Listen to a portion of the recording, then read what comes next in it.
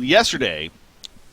Of course, worth noting, Mint is actually playing without Probusk here. Probusk on vacation this weekend, from my understanding, so unfortunately not able to join the team. But so it's take it how you will. But at the same time, Mint really showed yesterday. Not only sure they lost the series in the end, but they gave Sync Esports quite a run for their money. So I think it was something like a 70-plus minute game 2 that they had. That was a losing effort in the end, but still some good competition. It's definitely still a quality team, of course, even without a player like Probusk. So, point being, looking forward to another good series here between these two teams. Welcome back, Minnie. As we already got Geomancer again from Cheese, so clearly. Yeah, I mean, I think Geomancer's quite good here, like a good pick here for Tree, because not only is it like a good hero in general, but it's something that both Boxy and Root of Z can play, and having that versatility in a draft is always useful. I mean, we've talked about how Tree sometimes can be a little bit predictable, but at least in hero picks, it's a little bit of a question mark over Mint's heads in some respects. Yeah, it's going to be interesting. It's one thing, like I said, I like this hero and kind of the counterpart to Magnus, but Magnus isn't banned, actually, so it is kind of interesting seeing them valuing even the Geomancer over Magnus here, but that's exactly what's going on, so see about ultimately the impact that it does have for them. Of course, that on top of the Deadwood and the Swiftblade. Swiftblade was their first pick, I believe. Yeah, it was the Swiftblade first pick, so. Yeah, I mean, I think in a Suicide lane, I think Geomancer probably offers a little bit more than Magnus. Has better laning phase if he's 1v2.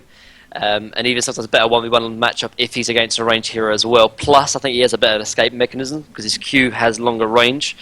Also has pretty better impact if he doesn't get a portal key, whereas Magnus sometimes needs a portal key to have a bit more of an impact.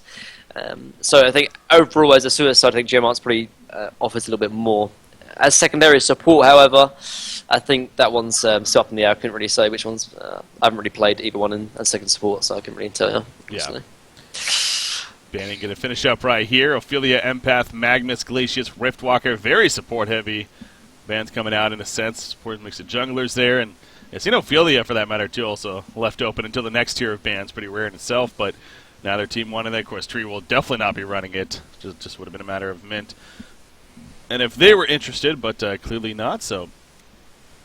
But being banned out nonetheless by Fusen as a making sure kind of deal. Parasite is still on the board, though, so if they do want to run a jungler, definitely could be a valuable one there. They are going to ban out Torturer, but yeah, very, very support-heavy bans coming out from them here, so. Can only ban so many, though. There's still plenty left on the board, including Cersei. I'm sure we will not see. And that hero is really good. I'm going to pick some, huh? She had her phase where it's like, oh, this cool combo of Moon Queen and Cersei, and how she's always just so good because they're ultimate. But I think it's one of those like greedy second supports that it needs. It's not an always pick hero. It's kind of like a niche hero, but I think it can work. Also, I think it depends on sort of the support player as well. It's not one of those supports you can easily sort of pick up and play like a Rhapsody, for example. So yeah, sort of similar to the Tundra effect. Like you need to have a player that's good. Although I know Serenia plays actually a lot of Cersei, but picks up the Engineer instead. I think they want to go for a lot of sort of team fight. They picked up the Kraken, and obviously Engineer's going to follow up that as well. Useful. Andromeda Engineer combo is quite useful as well. You can just swap someone into the Engineer field. Useful against heroes like Swiftblade as well. You might be able to burst him down before he gets the Swift. What's the Q called? The Blade Frenzy off. So quite useful. All right, final pick though. Going to be coming out from Tree again. Get some answers here as far as perhaps where that Geomancer is going to be ran. Yeah, is the biggest thing we'll get from this. Be second support or Suicide. Yeah. Although Swiftblade could play Suicide as well, I guess. They could run maybe a carry. And this is the kind of the beauty of the Geomancer as well. You literally don't know where it's going to be. Because this last pick could be a carry, a second support, or a Suicide, depending on who's playing what, in what role. Because Deadwood, I'm pretty sure, is going to play mid. I know Tree likes to put Deadwood mid, unlike Suicide, where Reason likes to put Deadwood Suicide and put something else mid. So, yeah, I mean, Clanks is bad? No, he's on the board still, right? Clanks? I believe so, Clank? yeah. I can't see him. He's still there. He's still there. I don't think they'll pick him up, though. Like, normally whenever they pick up Clanks, it's when they have, like, a sort of playmaker Suicide. Whereas in this case, if they are going to pick a carry, Swiftblade's going to be their Suicide. So, it might be a little bit too greedy to run a Clanks in this game. Yeah. If they're going to pick up Plague Rider, then so that will be. I think this Plague Rider will actually be a second support I guess it could be Suicide. Whenever I see Playground picks up for Tree, it's always in Root of Z's hands, to be fair. Really? And they run him as like a second support Plague Rider, so they have like, for example, so they'd have Swiftblade and Plague Rider in the offlane. But then their lanes would be really kind of weird. So Root of Z is playing it then, so... No, you do this though. Remember, Okay, get ahead of yourself. Yes. They're keeping the other team guessing, if anything, and it's good to do that. Jump too far ahead here, but... If they put Plague Rider and Geo in the same lane, the amount of harassment potential in that lane, though, is ridiculously insane. Obviously, you can spam out the Q from Plague Rider, the Contagion. Obviously, you can completely refresh it with Extinguish. Plus, then you have the Geomont's Earth Grasp, and anything in that short lane, most likely going to be Puppet Master is going to have a hard time. They go the Flux Engineer combo, though. And Kraken. Yeah, that's a strong pickup to finish it off. I'm surprised he's even left on the board, honestly. But at the same time, yeah, the fact that they were able to get that synergy of heroes is pretty scary for Tree, no doubt. They're going to have to deal with that. But Root as he does ready up on the playground. We are going to see a remake here, so we'll need to make sure 100%. I think it's going to be the same, though. Whenever I see Playground picks up for Tree, it's always on the second support. Yeah. And they run him like... they do like dual offlane kind of thing with him. Something they used to do with like a Curse plus Valkyrie kind of thing. I've seen do that a couple of times. Trio, they're one of those heroes that they do run a lot of different things, which is kind of cool. All right, going to be remaking here, but yeah, we got to see Geomancer yet again a third time today in 4 games. We're going to get to see good old Geomancer being picked up in this case by Willowkeeper, which again seems like the only team that'll pick it up. But we'll see how he does this time around. But yeah, the Plague Rider is the fun. So you see, the secondary support, yeah, like him and a Swiftblade, definitely. It seems like that there is potential there, most certainly. I don't think Swiftblade will be played in the offlane with Plague Rider this game, though, because then they're going to have Geomancer plus the Rhapsody in the short lane.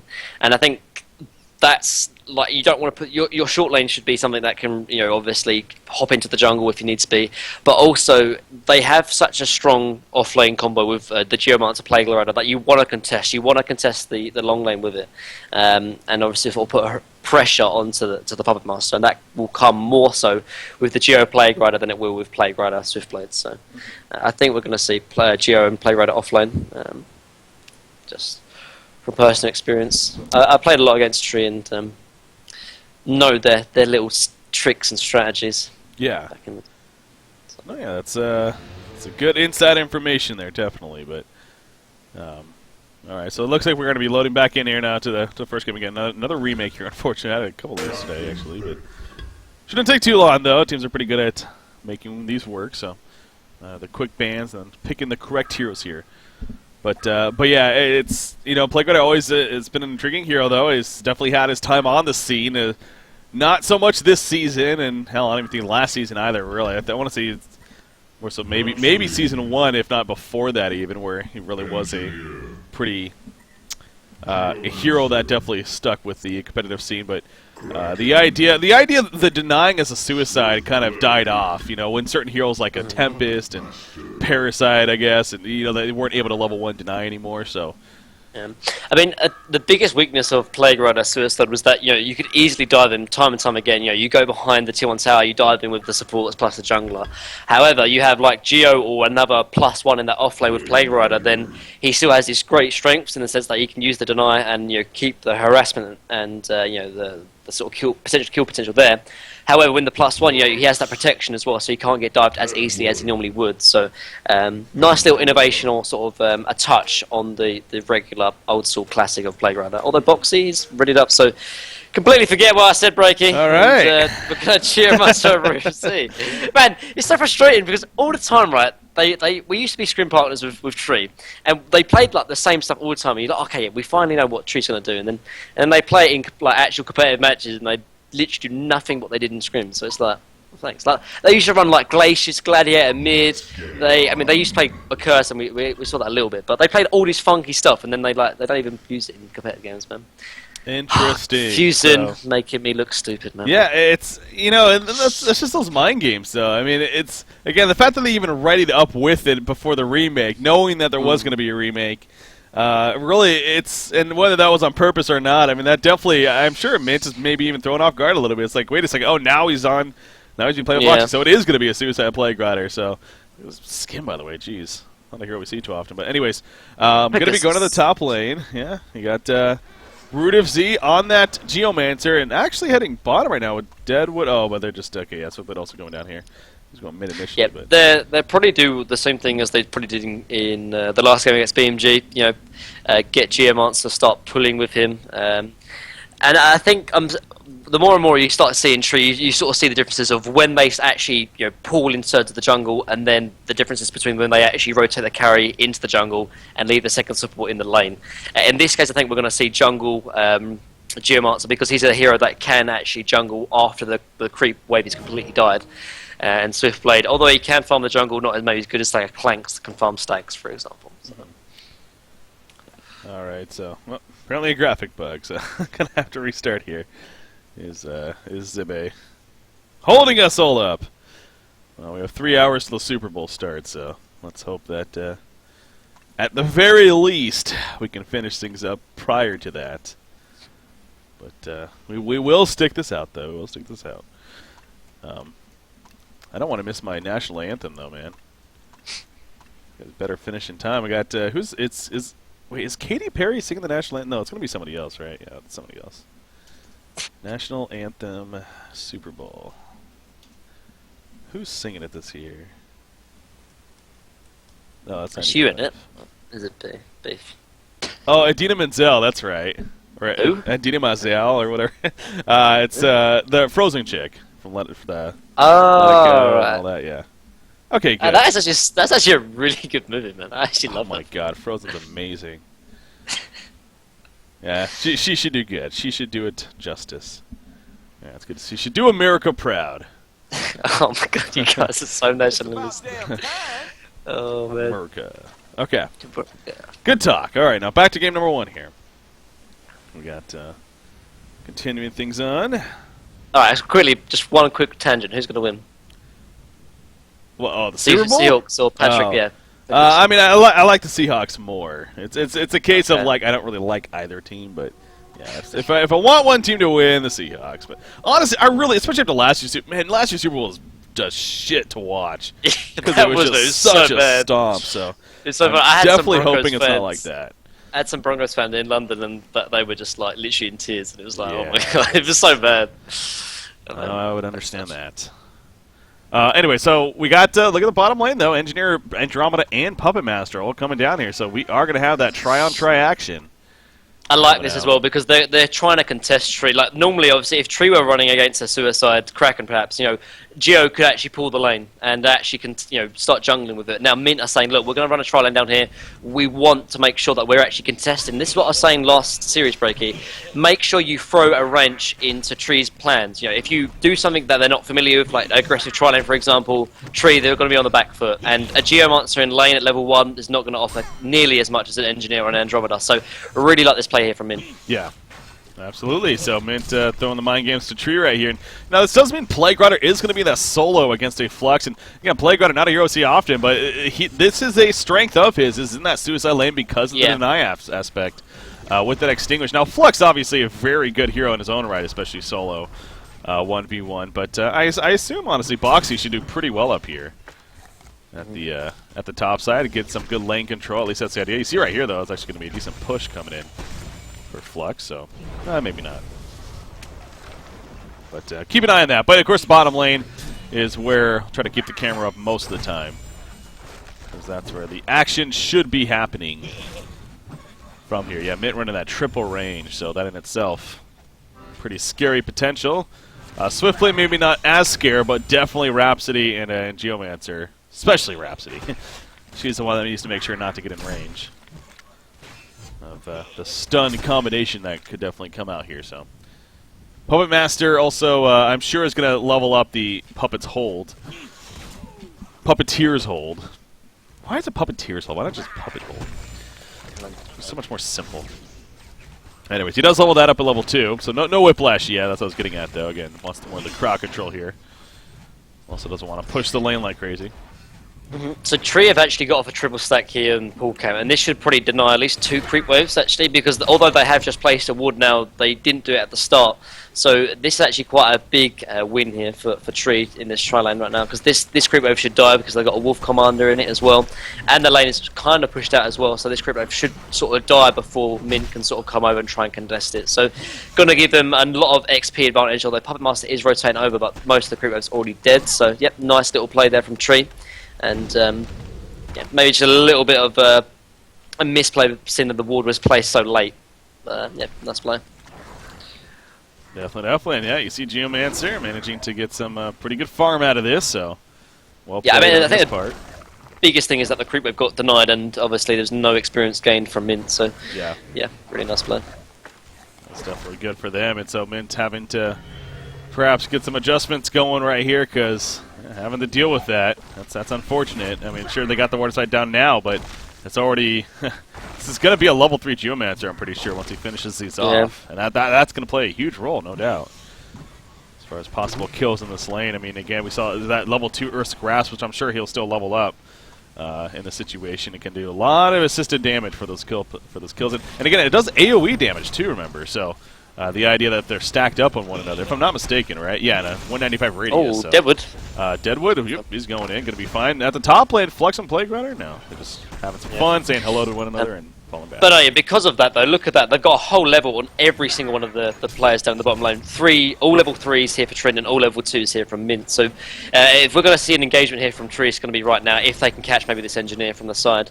And they have actually got good control on the side lane as well. Geo, if you can get a stun here on Engineer, this could be big. There they go. No, they fall back.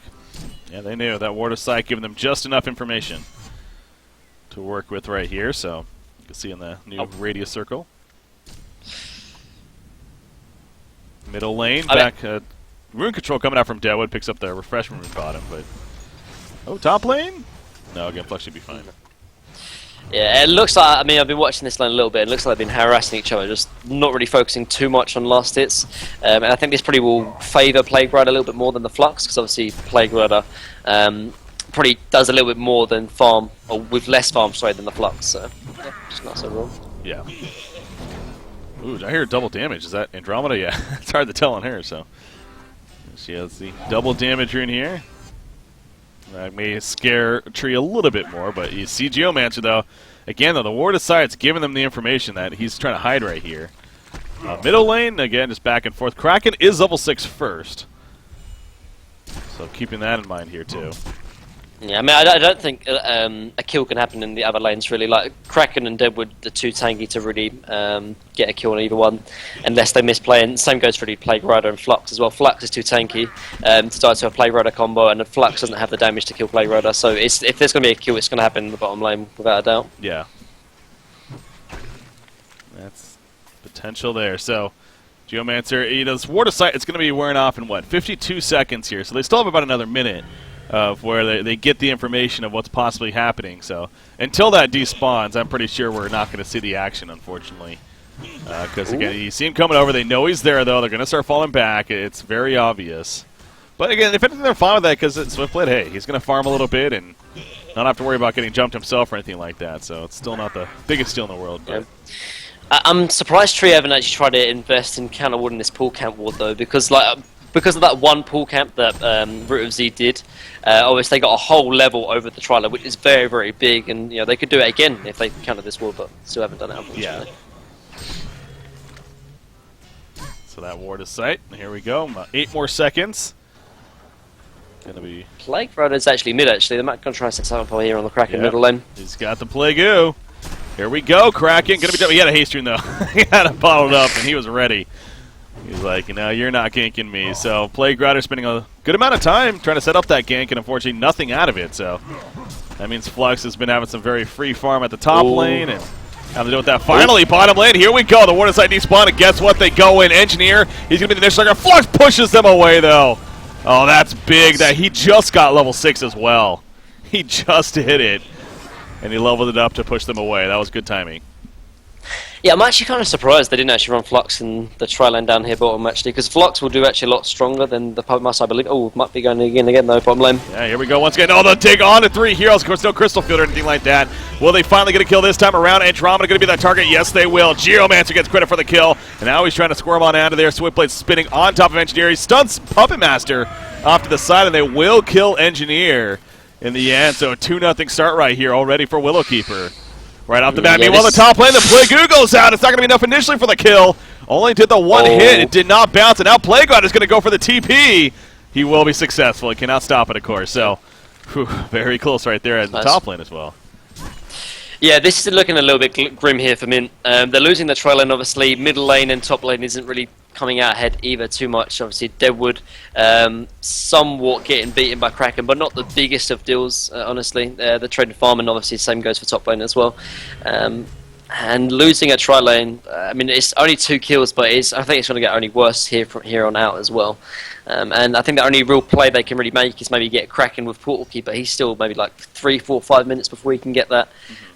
So, yeah, not looking the greatest here for Mint, and I think honestly it all goes back to that pool camp though. Like they laid the ward a little bit too late. They gave a triple stacked here pool camp, which gave them a whole level above Swiftblade and Rapsy, and obviously the Geomancer over the Mint tri lane, and it had an impact when they had these engagements. Middle lane, Engineer Invis looking to set up here on Deadwood. Finding that opportunity, Kraken. He has his release the Kraken, so it's just a matter if Deadwood gets in that good position to go in. Not finding it just yet, clearly. Serenia being patient with it, though.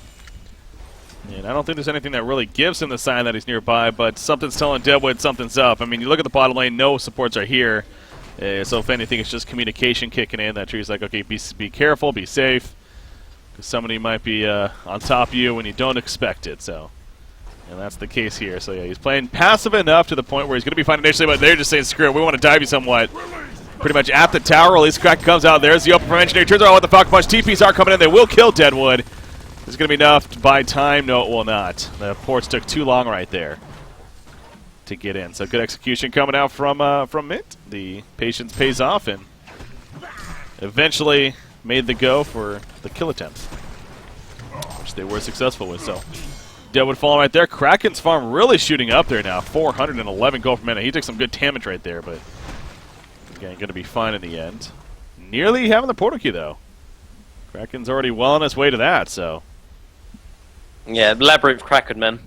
I said it before, really, really strong. 400 GPM. I mean, he was in a lane that probably should win, Deadwood versus Kraken. Obviously, Kraken does very, very well against melee matchups because of the splash attack. But yeah, 400 GPM, and that portal key is going to come out a very timely manner. And you know, when he gets that, I think he should maybe try and commit his resources down bottom, because now at the moment the only person who can really suicide is the Kraken. But obviously, he wants to farm mid to get up his portal key. So the 2 supports as well as the Puppet Master is a little bit. So where can we really farm? Flux looks like he's going to be coming down bottom, and this is what I was going to say at the start of the game as well. I'm surprised they actually run Flux top. Obviously, I think Flux would have done a little bit better against the Plague Rider, and I think Puppet Master probably would have been a little bit destroyed. However, in terms of the tri-lane, Flux does a lot better in tri-lanes versus tri-lanes because of how tanky he is. I mean, if you remember, Tree actually used to run Flux in tri-lanes a lot and has had a lot of success with it as well. So, yeah, perhaps maybe a couple of slight laning issues that Mint have had a little bit of an issue with, but it looks like they are going to try and recover somewhat by sort of completely forfeiting that bottom lane right now. See, back to the top lane. Plague Rider making his way up there, so he has a Veiled Rot on him. He picks up the Steam Boots here. Okay, curious what kind of build box he goes for. I know Astrolabe seems to be a pretty popular item choice on a hero like Plague Rider. So we'll see if that happens here or not.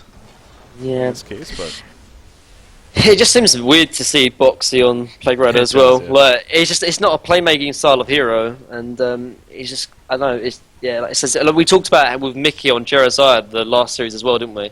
Or Kraken actually come up here on the Plague Rider. This is the real issue of Plague Rider. Can get dived very, very easily. Portal Key is up on Kraken as well, but Boxy, I think he spotted out Kraken from this water site here in the Ancients. Definitely saw him coming over, so plays it very safe. Now this tower is going to be pretty heavily pushed, though. Yes, Andromeda, Puppet Master, and Engineer all looking to push it in. Now Plague Rider, as long as he doesn't push out, which it looks like he's not, he should be fine himself. But yeah, I definitely agree with you there as far as that's concerned. But We'll see how that works out for them. You know, a tablet, though, also could be another good choice against a girl like Kraken, as usual. Pretty good against them, so. He'll probably go tablet, Astrolabe most likely. Someone else will really pick it up. So. Swiftblade trying to get any kind of farm he can successfully here. He's doing in the jungle a little bit, nearly that 300 gold per minute mark. Another 1,500 gold saved up on his way to that Abyssal Skull. But again, this top tower, heavily pushed in, Kraken kind of boxing them out. Yeah, they know he's here, but that Ward of Sight kind of doing some good work right here. Double damage rune is bottled up on Kraken in the meantime, too. So he has a lot of kill potential up here. He acted like he was going back. Now, he wasn't spotted right here, because he didn't go back far enough, I don't believe. So they don't 100% know where he is right now. You can tell he really wants to make, but at the same time, he's spending a lot of time going back and forth. Yeah. Like, he's lost like 50 GPM over the last couple of minutes because he hasn't been farming anything. That wall of sight actually placed by Boxy was it's done a lot of work actually. I think Boxy realised, you know, where can I die? What's my weaknesses right now? And then just sort of cover them over with a nice wall of sight. So. Well, going to start falling back and instead farm elsewhere, farming some stacks actually, has a splash attack, so of course can be pretty good for farming up those stacks, as we see right there, hits level 10 in the process. Puppet Master gets his Whispering Helm finished. So Zibe going the Whispering Helm route rather than the Assassin Shroud here. Maybe because it's not expected to be as an action-packed game. And with the way things have been playing out so far, it kind of speaks to it. Currently 2-1 hero kill lead for Willowkeeper. Yeah, by the way, guys, if you are getting any audio delay, I know I've heard that it's been having that, or that's being brought up every now and then. We tried to fix it earlier with the restart. It didn't apparently do a lot for the people that were having the issue. It's apparently not happening for everyone. I don't know. Anyways, point being, bear with it through today. I might try to tweak some settings for tomorrow to hopefully help with that and make sure it doesn't happen. But bottom lane in the meantime, Root of Z gets picked off. That double damage Kraken. He is finally able to find a situation for a kill. He didn't actually have to use his release the Kraken either, so... DD, man, DD Kraken. Yeah. It's very, very hard. It is. Plus the minus armor from Torrent as well. Quite nice. Talking actually of Labyrinth's build, actually, I remember when actually, top lane. Yep, that's a quick kill and engineer right there. Yeah, that's even without Portal Key on Deadwood. But yeah, going back to Kraken's iron build, skill build. I remember there's been quite a differing skill builds from Kraken. Either they max the Torrent after Splash or they max the Tsunami Charge. I remember when Limp used to play, he always used to max out the Tsunami Charge. It does actually more damage. The only problem is obviously it's a kind of risk-reward sort of the trade-off. Obviously the Torrent maxed out is guaranteed damage plus the more minus armor, but the Charge does a little bit more damage but harder to hit. And obviously with a kind of a veteran Kraken player, you'd expect to go more risky but more reward style of build as well. Definitely. That's what he's got here. So yeah, you've really built up the Labyrinth Kraken for the longest time, and he's definitely come through every now and then. So gonna need him to come through one of these, or this game as well, from the looks of it. As again, he's continuing to have that great start, and level 11 now already, cleaning up the Anciency event. So prioritizing some pretty good farm on him, keeping it that way as well. Swiftblade on the other side. He's been doing a lot of jungle farming here, not a whole lot of lane farming coming out from Swiftblade. It's about 300 gold per minute once again. So. Yeah, I think they've just given the lane over to Geomancers like they normally do, trying to give some support over to Geo, but here comes actually Kraken and Engineer again. Yep, Geomancer, he's going to be caught out. There's that charge releasing Kraken. Engineer's like, here's a turret. Oh, doesn't matter. He didn't even get an assist for it. No. So, that's a bit, but yeah, really nice smoke gang, obviously. And this lane ward completely useless, obviously. That's true, yeah. So, really nice play, actually. Effectiveness of Veiled Rod definitely shown right there. And without that item being in the game, that would not have been a kill, so. Yep. Good play coming out from Mint, making use of the resources. As the top lane, again, a lot of this, they constantly go up to the tower, doing some decent damage, but not really pushing it just yet. Instead, continue to farm the lane. Plague Rider also pushing it back. He's working towards that tablet, so as we're talking about, especially against a hero like Kraken, a very powerful item to have. Portal Key just picked up on Deadwood. And you look at the top lane now. Rhapsody's up here with that Veiled Rod, so trying to be a little sneaky. There's a Ward of Sight, but of course was not spotted. And I don't think they can see her right now. Hiding in the woods right there. So they're going to kind of poke out as if everything's fine. Andromeda Uh-oh, but there's Oh, more man. here. They need to be careful. And then if Andromeda like came from the side and like Aurora'd, that would be really, Yeah. really bad for Rhapsody. But oh, Yeah, they know something's up. I mean, they're playing this pretty safe, actually. It's almost as if they figure somebody's going to be here, but...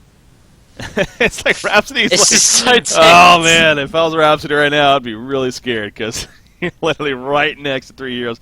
There's a fourth hero. Oh, my gosh. Even if like Flux ultis here, he's gonna die. Like, kind of thing. There we go. There's the pull swap on a Playground, and they knew it all along. They're going to collapse on it. Protective Melody actually mitigates a lot of damage right there. It buys time for the Plago. The Plago's bouncing around. It gets the one kill. Flux is also in a lot of trouble. Will he fall? Yes, he will. So big. Oh my gosh. Big plays, really, really Fusin big with plays. that R button. What a perfect timing. Man, Plague doesn't even die. Oh my god, that was really, really nice clutch play right there from Tree. And completely caught Mint off guard right there. That must have been like, what the F? Where was Rhapsody on all of that? Insane. Really nice play from Fusin there. You know, something else I just realized too. That's right, they buffed the Cursed Shield a while back to where it's an AoE apply now, rather than just single target. It applies up to 6 allies within a 600 radius. So yeah, that really does make him a little bit stronger. It makes it so, you know, the Cursed Shield don't have to constantly pass it around on cooldown individually. And even for, like, creep wave pushes. Because I saw them on a couple of creeps, and I thought to myself, wait, he's putting them on creep. But no, it's because, yeah, it's the AoE style, so. Swiftblade might be in There. trouble. Swiftblade, is he in trouble? He's... Go! Yeah, there we go. I got the swap off just in range. There's the Puppet Show attacking the Vagabond. He's in a bad spot. Can he maybe spin away out of this? No, he doesn't have it, but the Swift Slashes. He takes out Andromeda. The charge misses. Is he actually going to escape? Okay, he does not have mana for the spin. Just out of range. There's no Protective Melody this time. He can't spin yet. No! He tried so hard. He had the Steam Boots on Intellect right there, but it wasn't enough. Geomancer, in the meantime, he comes in. He ends up going down, actually. And now Rhapsody, yeah, you're not going to win that battle. So, however, Deadwood, he can win that battle. He goes in, he jumps Puppet Master, and Puppet Master is dead just like that. And the action will continue. Flux go for the kill, could not discharge in time, though. Excuse me, release in time. And Rhapsody will be fine there. So, finally ends with Deadwood clearing out Puppet Master, at least. So, that's a good kill to end it on, at least, for Willowkeeper right there. Yeah, and just nice rotations from Tree as well. Like, they instantly TP over if they can. They get some more secure kill, actually. Yeah, I mean, going back to the Playground, though, on the Cursed Shield, it's quite a decent, actually, pick-up here against him, because obviously Kraken and Puppet Master are going to offer a lot of right-click potential. Even Flux actually looks like he's going to build towards Insanitarius, so the extra armor is going to be quite useful this game. Yeah. Yeah, again, that's up to, right now it's level 4, so yeah, doing the 8 armor at this point for 40 seconds. And again, the minus attack speed that also applies to the enemies. It's, you know, something minor, sure, but it's something too. So, actually, again, the more I'm realizing this, the fact that it's AoE now is pretty crazy, honestly. Again, it helps for pushing and just to get that up on everyone going into team fights, making sure that everyone has it. So, It does it on the creep wave as well, actually. Yeah, no, exactly. Yeah. Yeah. Like the good thing about it is that it actually helps in terms of pushing because of that, so it's quite cool. Yeah, that's definitely nice. I mean, I think the hero is good, but I don't think I'd ever really like, pick it or play it in a suicide role because, like, again, sort of similar to what we saw with Core Behemoth. Like, why play this hero in a core role when you could play it in a second support role and do the exact same thing? Middle lane engineer.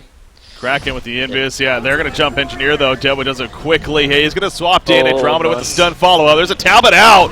It's not going to matter, though. Beautiful charge from Kraken. Release the Kraken play with the couple. Again, the Protective Melody, though. Christopher comes out, and Rhapsody's MVP early on in this game. Plague will fall, but he gets the Plague off. Fully 3 more kills. He gets the 1 kill. He picked up a hat trick throughout all that. He finally falls in the end. That Protective Melody, man. Jeez, man. Foos is on top of his game. Like, his map movements, obviously, he's just always been on it. And actually, Swiftblade now.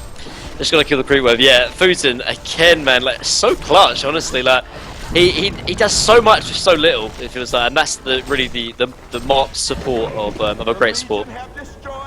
Wow, got 2 huge ultimates and. Almost seems like we're just getting started here, but yeah, no doubt without these big ultimates, this game could be completely different right now. Being that difference maker that Rhapsody most certainly can be. So, again, you know, kind of joke about it, oh, she depressed star, good game, but at the same time, you know, positioning plays a big role in that, and the timing as well, timing and positioning. So it's not just as easy as just, oh, press R and you're fine. It's finding those right moments and the positioning again. So, well put in her part. You got 2,000 more gold saved up on Swiftblade now, and it really feels like Tree is like all of a sudden they're kind of in control of this game. For the longest time, BMG was Mint, excuse me, was in a good spot. Kraken, the start the Labyrinth was having. Zibby was getting some great farm on Puppet Master. Not so much anymore, and it's slowing down quite a bit. He's under 300 gold per minute now. It's very close, in fact. He's still trying to finish that Assassin Shroud, and it is just about there, as he needs a couple hundred more gold. But a Frostburn finish in the meantime, and then a Portal Key on Plague Rider. How about that? So Foxy may not usually be your most aggressive catching hero, but he's going to play it that way at least. Portal Key's in. Not the best spot. He does have a Plague Goo coming up, by the way. Will he use it? Yes, he will. There's the Plague Goo bouncing around. Entity Field goes down. Engineer's picked off, though. Kraken, he's taking some good damage. Kraken's going to end up on that. Plague Goo did so much, but so did the release of Kraken. And now Swiftblade, he gets caught. He's trying to run away in the meantime. Rhapsody picks off Kraken. And what a dig initiation from Geomancer to finish off. I believe that was Andromeda. Yeah, she gets picked off. So Puppet Master, the sole survivor out of all of that. A 2-for-4 exchange. That looked like such a weird interaction, though, because I'm pretty sure Deadwood Punch was used actually onto Puppet Master, but he didn't take any damage because Andromeda swapped him at the exactly same time. Really? It was a really weird interaction, but obviously didn't matter in the end. Like you said, Breaker, that Plague Goo was doing a lot of work. Obviously, everyone wants to sort of clump up because obviously the Engineer Flux, but Plague Rider just having the same sort of same effects, honestly. Yeah. And yeah, Tree coming out on top of these engagements. You know, I popped over the damage charts, and I was telling myself, like, Plague Rider's probably up there. Yeah. Oh my goodness! Wow. 24% damage done. Again, it's just the harassment that he does with the contagion. I'm sure helped earlier on too. But yeah, that ultimate, man.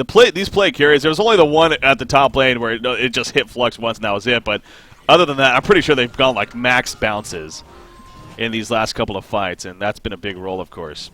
Yeah, I mean, Plague Rider as well is one of those heroes that has fallen off because obviously there's been a lot of like Ophelia pickups because and obviously you don't really want to pick Plague Rider into Ophelia, whereas in this game obviously there's no kind of creeps, no kind of any bounces that could go bad for him, and particularly in the positioning of the fight as well. It was perfectly away from any lane creeps and just doing full bounces. Oh, that charge was just out of range from stunning him. He's going to be pushed back at the spin. That will save Engineer initially.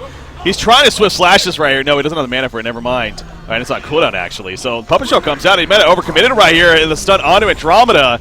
She's going to be fine. That was a Falcon Punch to the face, but the swap armor, she actually mitigated so much of that. Now Plague gets pushed in. He already used his Plague right there again. Protective Melody, though. Pretty solid one right there, helping to mitigate that damage to follow up. Deadwood, he needs to start falling back, though. I really think Tree's overcommitting right here. Yeah, they're pushing that tower. They're losing the numbers. Deadwood will fall. And now Kraken goes back in, actually. Plague Rider going to be fine. Rhapsody's like, you know what, just kill me.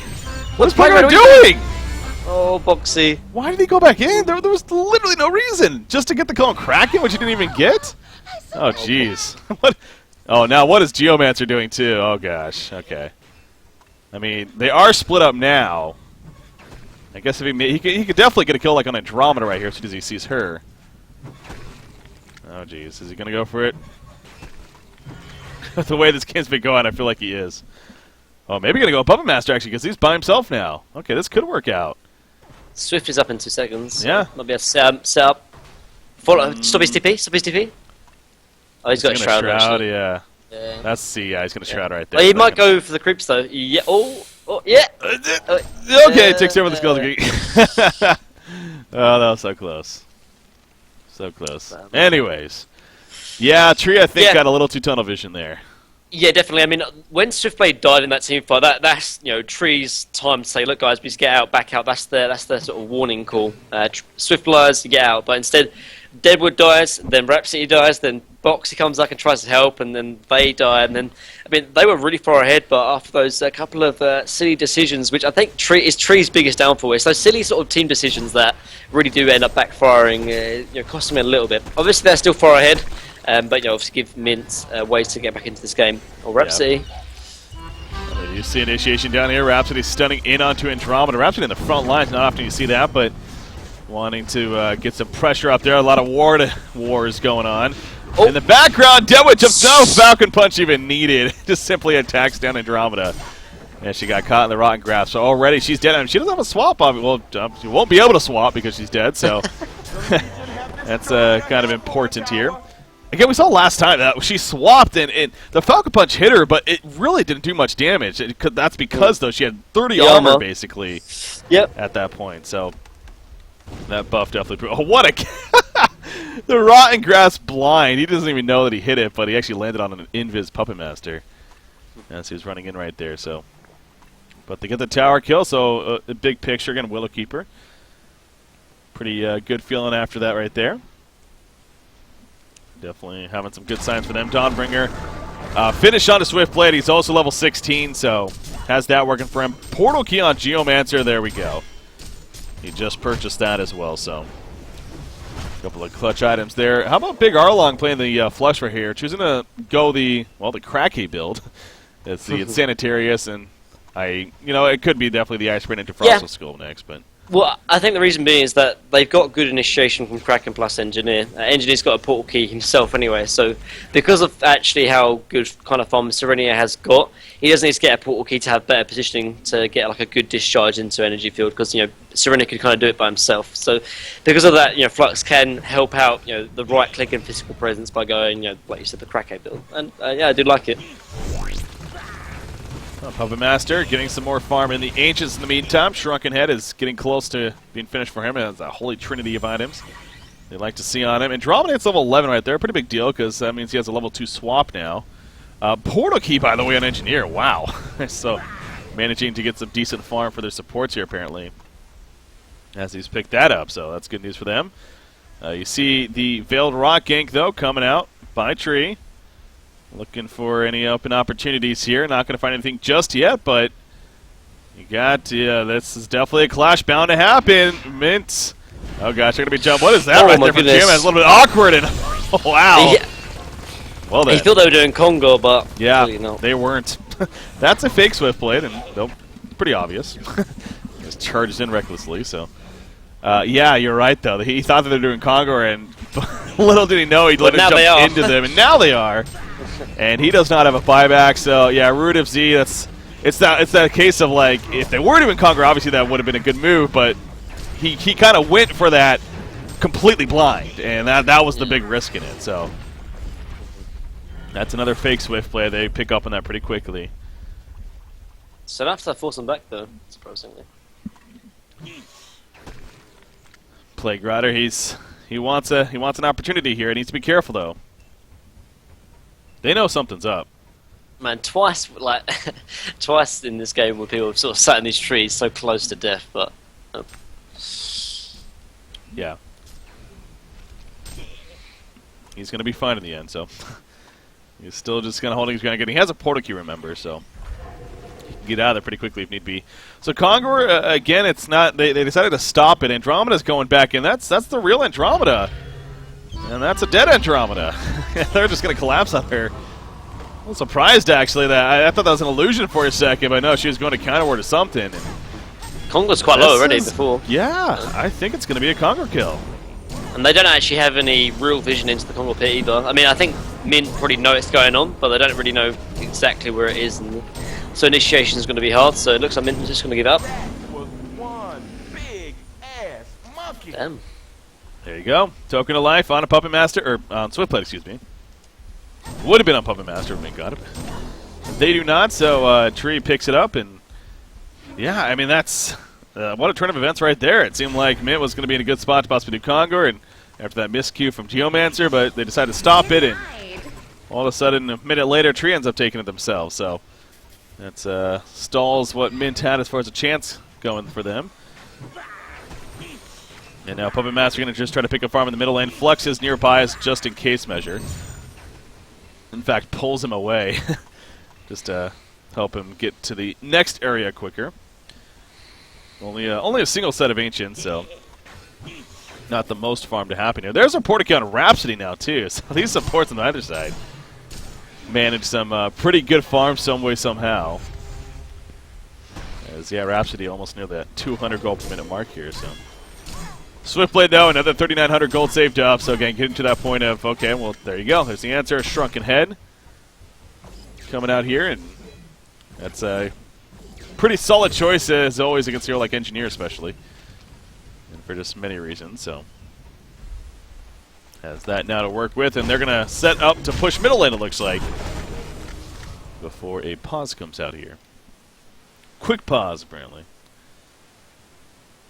Update on the other series, I believe it is still happening. There was word that it might have been getting rescheduled, but no, it looks like it actually is happening in the end. Okay, yeah, it is.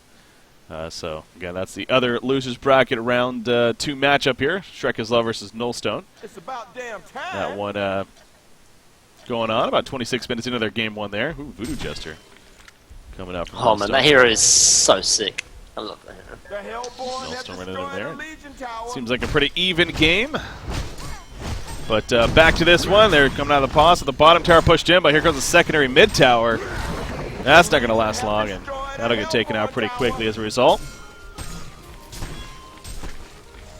They're going to keep going. I guess there's no reason not to until they're forced to fall back right here. Yeah, they're just going to push right in again. Token of Life onto Swiftblade, so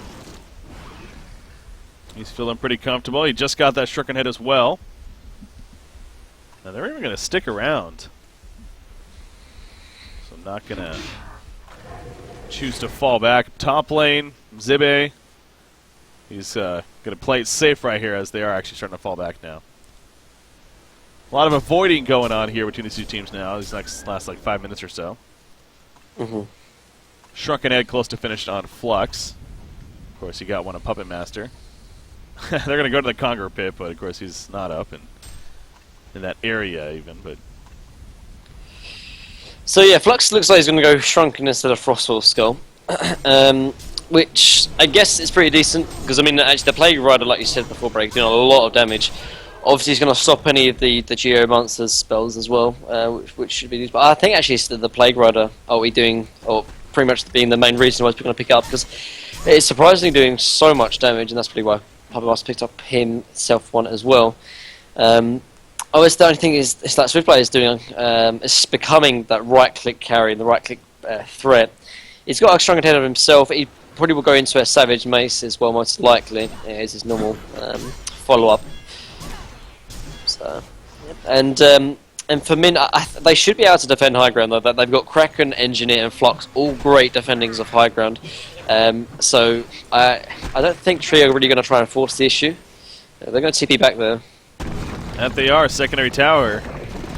It's being pressured right here. There goes the invulnerability though, so they're not going to give it up for free by any means. In fact, Plague jumps in, but they had already fallen back. So can they deny the tower? Oh, yeah. Plague attacked it a little got too a little quick. bit.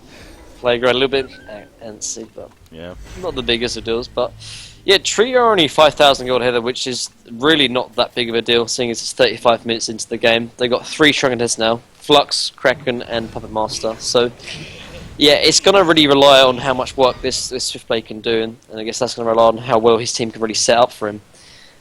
But I mean, for the token, how long left is the token? A minute? Not much, yeah. 45 seconds here, so. Yeah, so Tree, I don't think they wanted to go high ground as well. Like, the Mint high ground defense is just absurd. So I guess they're going to keep on going. Either try and take a team fight outside of base, or continue trying to sort of strain the resources from Mint and go from there, I guess. Yeah. Puppet Master using that double damage rune to push out the top lane a little bit and pick up some more farm, but yeah, realizing he's in a somewhat of an unsafe spot, kind of a blind spot almost, so decides to port back to base, play it safe. Flux, he doesn't like show where Tree are in terms of where if they like smoked up. I don't think they it shouldn't anyway. You mean, yo, absolutely. I don't see why not. It reveals all stealth, so I don't see why it wouldn't. But like, you don't get spotted by a Water Revelation though, because it's technically not stealth. Yeah, that's true. Oh don't my know. god, intro just got blown. I'm sorry, Iceland Gaga, but that was hilarious. That's Deadwood, a Soul's Bulwark, a level 3 Falcon Punch. Yeah, it all added up to be, well, Dead Andromeda. Basically the one-shot. Yeah, honestly, that's a really good question, though, because you are right. If they're not actually seen by anybody, because it does work a little bit different than other stealth, so Yeah. I don't know. I haven't played competitive with the new Dust, so I couldn't really say. I don't play Flux either, so. I'm sure chat will be all over it. 6 minutes from now, chat's- they'll be calling us idiots and What the F, you noobs! answer. There'll be both answers in chat, but we'll still be Oh. wrong either way. So even though we didn't even give an answer. Anyway, so yeah, I'm sure we'll find out eventually, though. Those are just illusions right here.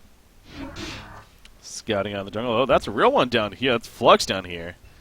Got Geomancer interested in possibly chasing, but never mind. He decides to instead farm the creep wave, and Flux going to be porting out, so makes sense there. Yeah, so they decide not to use the token aggressively.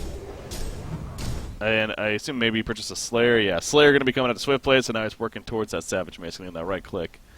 It's going to be more and more potent here. So, again, just after what was a pretty action-packed early game, once again slowing down a little bit here. Mint is doing their part to continue to farm things up. It feels like we've been around the same gold and experience leads here. About the 6,400 gold lead right now for Tree. I don't think it's been much higher than 8,000 at the most, so been in that vicinity. Flux did decide to go the Shrunken Head, by the way, instead of something, say, like the Frost of Skull, like we had brought up, but...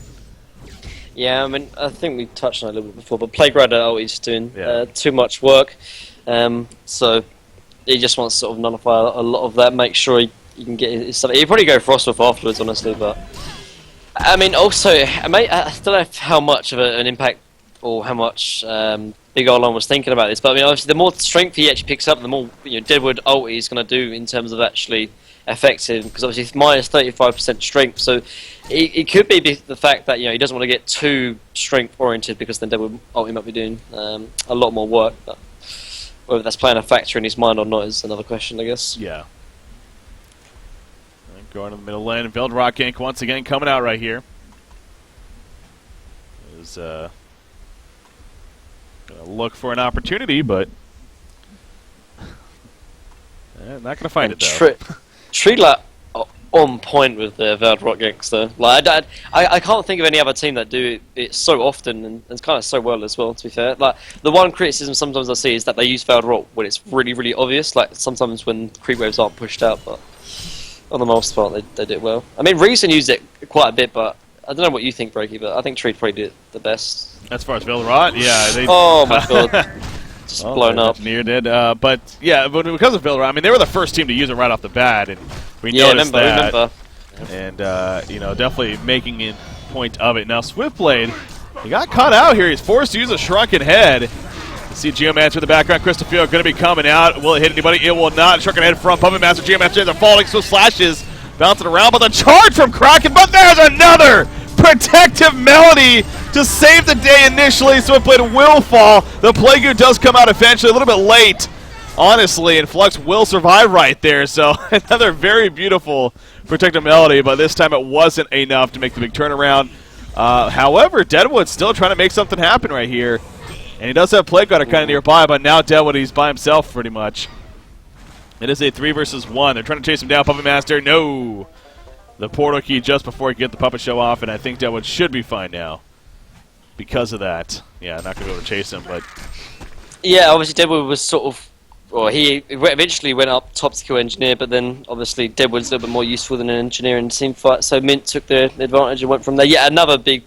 protective advantage from Fusion, but unfortunately just wasn't enough. So when Swiftblade dies, like I said, like he's your main core. If he dies, your team fight's over, unfortunately. But yeah, luckily Kongor isn't up. Otherwise, I think Mint would be straight into the Kongor pit.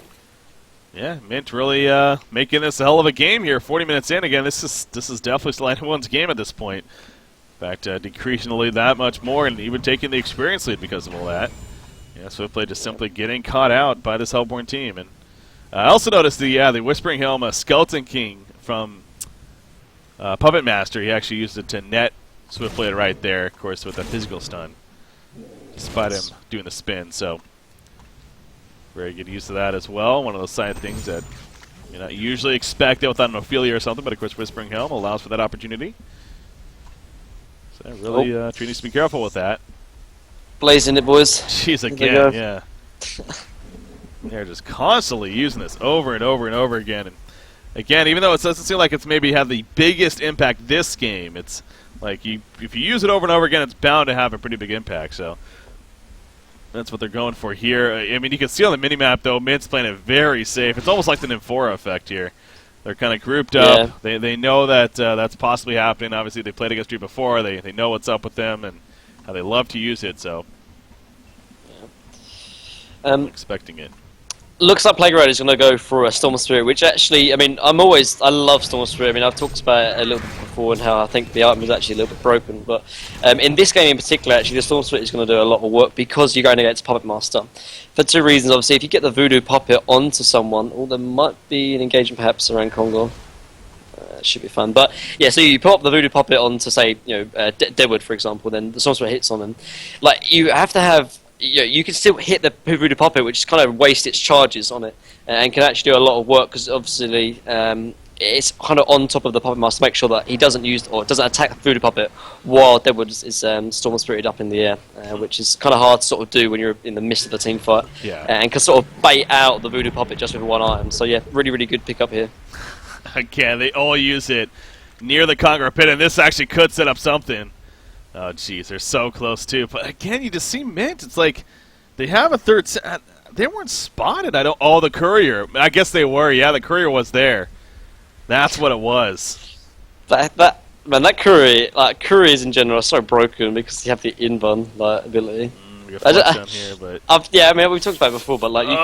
he can be seen! There we go. Pops the sugar and realizing it's a mistake. Swim Slash going around. The Swamp from dropping it will save the day initially. Wallopy now for the log where they want the kill. They will get that kill. He has a buyback, though. He uses it immediately. Porting in. How will Tree react to this? Oh, they're diving big time. The Plague it with bounce around. Minimal bounces, though. And now Plague is in trouble. There's a pull from Flux. However, not the biggest follow. Kraken already used his ulti as well as Energy Field.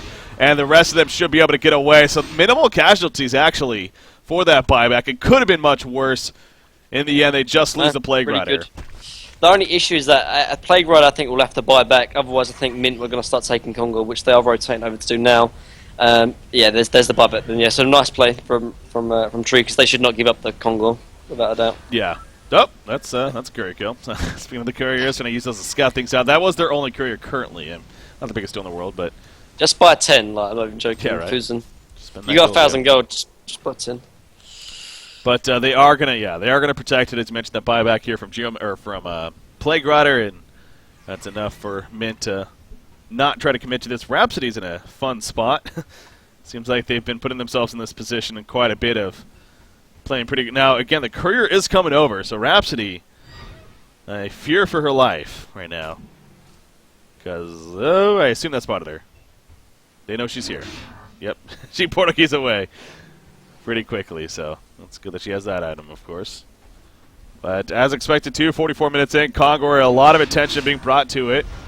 They're going to try to get the Courier, but unfortunately it uses invulnerability in time and unable to do so. Yeah, the mobile wards that can become invulnerable. Yep. Seems pretty powerful. Flying wards. Just buy like 6 and just sit him next to Congo. There's no way that Tree can do Congo uncontested. Yeah. There we go. Double damage Swift play. That helps. Congo's going to drop pretty quickly right here. You see the Courier once again coming back in. A vulnerability. Just getting them information necessary. That mind me, boys. Locked out of the flag, so they know that they could possibly be coming. There's a ward site spotting all the Hellborn team right here. If they want to run in as they do, so. That Courier, man. Ooh, the dust coming out, but does not catch anyone. Geomancer's in a fun spot. He's on the uphill here, waiting for an opportunity. So again, Congo has lost a lot of life, but he hasn't been killed throughout the sequence here. He has died once this game so far. That was the Tree got him earlier, remember? So this would be the second Congo kill, but again, he's going to start regenerating. And it looks like he may just keep regenerating because so far nobody's too interested. Again, both teams playing it very, very safe here. But I will say, I mean, we keep saying that for this last like 20 minutes or something, it feels like, but Mint's slowly been climbing back into it. And again, the lead is now very minimal for Tree. Only 1,800 gold lead here. In this game, like both strategies is the same. You know, they've both got hard carries. They've both got decent team fight in terms of sort of setup, and it all comes down to who's going to play it better. Tree had the initial advantage by sort of out farming him, but at the last couple of engagements, you know, Mint have been doing pretty decent. Yeah. This Congo is going to be highly contested, though. It is, and that's it's been like that for the last 5 minutes or so, and it's so close to dying. It's got to be so tempting to just go and commit to it. But this is definitely that Hellborn advantage kicking in as well for Mint. They got the positioning in their favor. I mean, I'm wondering if Swiftblade just start maybe pressuring top and have post haste with him. Like he starts pressuring top, bait out maybe some TBs from Mint and then start rotating to Congo straight after, for example. Because at the moment it's going to be a stalemate, and if it's a stalemate, then Hellborn still have the advantage because obviously, like we've talked about the logistical advantage of being Hellborn. So I think Legion will need to try and force some kind of advantage by maybe start pressuring top. But Engine looks like he's going to start pushing it out, so that's kind of out of the question now, I guess. Plague Rider is about to die. He is Invis himself, though. He's got some information right here. Oh, he's going to pick up the courier? Yep, he gets it. He's like, buy another courier, damn it. And I'm sure they probably will. Demonic Breastplate is finished on Kraken here. You got Deadwood. He's trying to finish his in the meantime. Obviously, Savage Mace on Swiftblade. I believe that's being delivered right now. There we go. And sure enough, is completed. So doesn't have buyback. That's kind of risky. I think if Mint win this team fight, they're going to take Congo plus Rax, if not 2. It could even be the game if Swiftblade dies. So this is actually all in pretty much the tree. Whoa, Swiftblade's right on top of them. Oh, man. This is interesting. There's a jump right there. Swap from Andromeda on a Puppet Master right off the bat. So going to save him initially. Energy field comes out. There's a pull from Flux. Sharknet's popped left and right. Swiftblade, he's taking some good damage right here. Will he survive in the end? He still has Swift Slash. No, he already used it, actually. He does go down in the end. And now Dev was locked into the background. The Plague Goo is going to bounce up, and a lot of creeps there to absorb that damage. Does not kill anyone. And it looks like Mint is coming out on top of this fight pretty decisively when it's all said and done. Dear. Flux the only death. They kill 4. They're going for the 5th. They're going for the genocide. Plague Rider, he is going to be caught by Kraken. A couple of auto attacks later, he falls, and a genocide, a 5-for-1 exchange for Mint. They're going to get Kongor, and now it's Mint's turn to take over and start taking control of this game. Yeah, that engineer field break, he was just doing so much work. It was just completely boxing anyone out from really trying to get involved in it. The Strong Heads were popped from both Swiftblade and Deadwood, but I mean they sort of blew their load, and I think they blew their load on sort of the wrong targets. They needed to burst down the Puppet Master. Like Flux did his work, and then he dies. Like, if you're focusing Flux in the team fights, then you're doing something wrong. Flux is the most tankiest one in this lineup, and he's probably doing the least amount of damage. Puppet Master is the complete opposite. He's kind of squishy, and even though he's got a strong head, Deadwood Punch has to be used on him, and it just wasn't. They lose Congo. They might not lose Rax, because it took a little bit of time, and the tier 2 mid is still standing, but still a massive team fight for Mint, and now they're 17,000 experience up, and Yeah. everyone's up.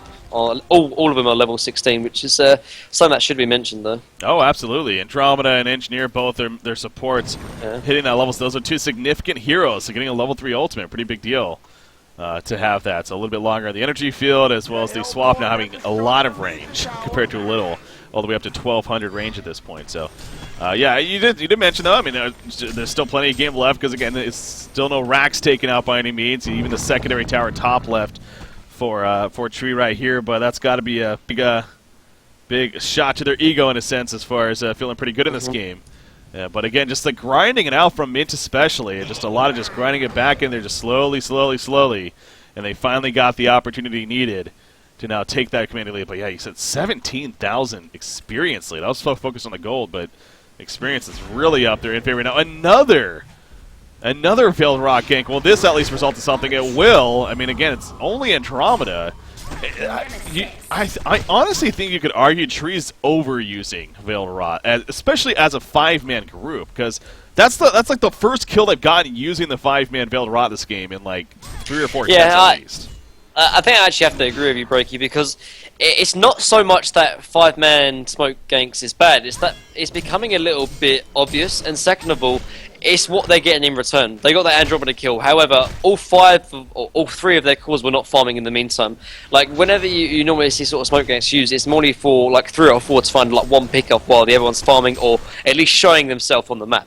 If all 5 are off the map, and you're playing against Tree, they're probably smoked up. So you have to play a little bit more defensive, a little more cautious, and because of that, Tree, they're not really using it. However, I mean, like, it doesn't have a cooldown. It's not too much of a resource to be used. So, I mean, if it does get at least something, I guess it's okay. But it's the opportunity cost of what they could have had. Yeah. Well, top lane, you look at Deadwood. He's looking for something here. would like to find Andromeda and Engineer, I'm sure, especially. It's pretty much free kills for him if he does, but as you see on the mini-map, probably not going to be happening. Is that their courier down here? No, this is a Hellborn courier at the, also at the bottom left here, in the, or the top left, I should say, top left lane. You see, they got one scouting things out, and I believe they even spotted Playground, who was trying to be sneaky, so. They're going to push the middle lane, though. They got the token of Puppet Master, of course, for another minute 45 here. Figuring now's a pretty good time. Savage Mason in with a symbol. Yeah, he's in a pretty good spot as far as being quite the threat right here, so we'll see how Tree reacts to this. And if they're able to make a good initiation or not. Plague Rider in the front, and the flank, I should say. There's a dig, and the Plague Goo does come out, forcing to spread somewhat. Doing some good bounces right here, but the Shrunken Heads are up now. Downwood immediately. He's actually taking some good damage there. There's a Swift Slash bouncing around, and actually Puppet Master, he's dropping. Puppet Master may go down by a similar range. Oh, he has a token, so probably doesn't matter. It doesn't even matter, though. Swift Play goes down. Puppet Master remains alive. No, he finally falls in the end, but there he goes right back up. And they finish off Plague Rider, so... I mean, even with being so low, obviously you have the token, so it wasn't going to panic, use the similar range like I was yelling for. But they still even killed Swiftly before that, so... I mean, Tree just really dove for that initiation, too. Yeah, they did. It was a little bit disjointed as well, because, like, Geomonster went in, and then there was a little bit of a late follow-up from Crackhead, then same goes for Balthazar, and it's like, if you think about, like, Root of Z, the Geomonster has, like, can initiate, like, 2 screens away, because he has the dig plus the portal key. And then you only got the 1 portal key on Deadwood, and then obviously no portal keys on Swiftblade. So they went in a little bit one by one and got punished for it. But again, fight against token Puppet Master is just too hard, honestly. Yeah. This bottom tower, it's going to easily fall as well. Swiftblade again not buying back by any means. So it's really what can Tree do, and I think Mint may have just really. I mean, just talk about just, again, very good play from Mint overall. It's the patience, the grinding it out. This was Tree's game earlier on as far as having the lead, and seemed like things were starting to come together, and, you know, they had Swiftblade farming very well and everything, but just the patience from Mint paid off. And, you know, perhaps a little bit of overuse of the Veiled Rot, too, from Tree, and not getting anything out of it. I think they have a slightly... Oh, Puppet Master? No, it's going to be fun. I think Mint have probably a slightly superior late game as well. Like, obviously you've got Swiftblade and Puppet Master sort of cancel each other out, but then you're sort of saying, you know, Deadwood for maybe Kraken probably cancel each other out, but then you've got the Flux versus maybe like the Geomonster or Flux versus the Plague Rider, and then from there on you know who's going to do a little bit more. Obviously it's going to be the Flux at the end of the day. And I mean, you know, the most part, you know, the mid game it wasn't really showing, but now it's getting into the late game. Having that sort of tri-core lineup is just working a little bit more than the dual core lineup for here from Tree. So, I like the Resto Stone on Kraken right here. That's fun. Oh yeah, man, this is something that Labyrinth loves to do. And I mean, we talk about, you know, Resto Stone on temp is practically core, and Kraken has the same kind of effect with his ultimate. So why don't we see a Resto Stone on Kraken a lot more? I'm not 100% sure, honestly, but I like Labyrinth's Kraken, man. You got to believe in it. It's swag. Oh, we know you do. No, but yeah, the double release Kraken does seem like a pretty powerful tool to be able to take advantage of. So it's something that's going to kick in. You know, if you had something like a sheep stick, it would even be that much more powerful. You'd probably say maybe something like that instead of first. But hey, he has it now. And possibly something else later. I think the release Kraken's like a double. I think a Resto Stone is probably a little bit more favourable than the Sheepstick, though. The reason being is because a lot of these engagements is that Swiftblade and Deadwood are popping their Shrunken Heads beforehand, and obviously the release Kraken is physical, so it goes through the Shrunken Heads. So having 2 of those is better than having 1 Kraken ulti and 1 Sheepstick, for example. But he can pick one up after, sell the Grave Locket, will give him some kind of mana regeneration, so he won't need the Grave Locket, and double Sheepstick plus double Shrunken plus double Kraken ulti. I mean, like, what more can you ask for, really? Yeah. Alright, so apparently just making sure the lag's good here. Been some issues, but 54 minutes in again, Mint. You really feel like Tree's in that spot of almost an all-in now. At this point, obviously, they got the middle and the bottom racks already taken out, so going to be grouped up as 5 right here. They don't have Veiled Rot. Do they have Veiled Rot active? They do. They once again. Man, they're always fired up. Yeah. They're blazing it for 20. I feel like, come on now, what are you, 13? But yeah, they are using the Veiled Rot here, and as a team. So we'll see if this time, once again, if it comes. I mean, this would be the time, if any. So to get to have an opportunity to still stay in this game at least. But take a look at the other series real quickly. Might as well, since in the pause here, it looks like it is still going on. It looks like actually Nullstone, they've done some damage to the base. Man, that looks like it might be a close one though, because Hero Kills is pretty close, about 50 minutes into that one. And both teams definitely have some positives going on, so that's going to be an interesting finish to that one too. Again, that's their game one. Keep a close eye on that one too. See how that continues to go. Oh, there's the Velorana showing up. For some reason, it didn't show up before. Who did Nullstone drop down to? Who did they lose to? They lost to it was Reason, I believe. Or double check on that. They lost to Willowkeeper. That's right. No, what am I saying? They lost. Yeah, they lost to Reason. Yeah, they beat Willowkeeper 2-0, and then they lost to Reason 2-1. Yeah. We casted that game, didn't we? Yep, we did. We casted that series. How did I forget that? Not bad. Yes, we did. Interesting iron build here from Puppetmaster, actually, Thunderclaw. Yeah, very late Thunderclaw. That is interesting. Yeah.